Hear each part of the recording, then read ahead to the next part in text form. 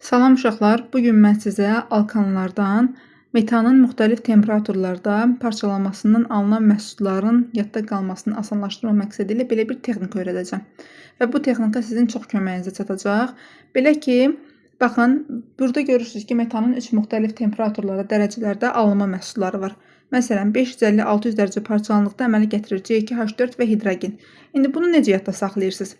550-600 dərəcədə uşaqlar bəzən deyir ki, görəsən C2H4 alınırdı, yoxsa C2H2? Uşaqlar, bunu bilməyənlər varsa adlarını istəyirsiniz qeyd edə bilərsiniz.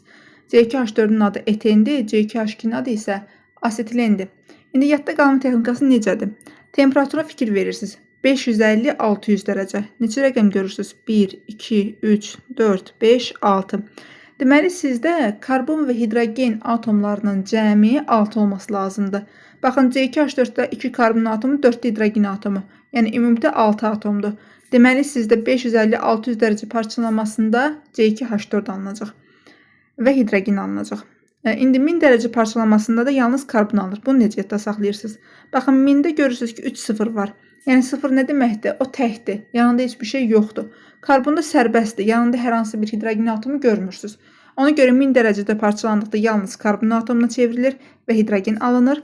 1500 dərəcə parçalandıqda da yerdə qalan variant hansıdır? Yəni C2H4 əgər 550-600 dərəcədə alınırsa, sərbəst karbondakı 1000 dərəcədə alınırsa, yerdə qalan 1500 dərəcədə asetilen və hidrogen alınmış olacaq. Hələlik bu qədər uşaqlar, sağ olun.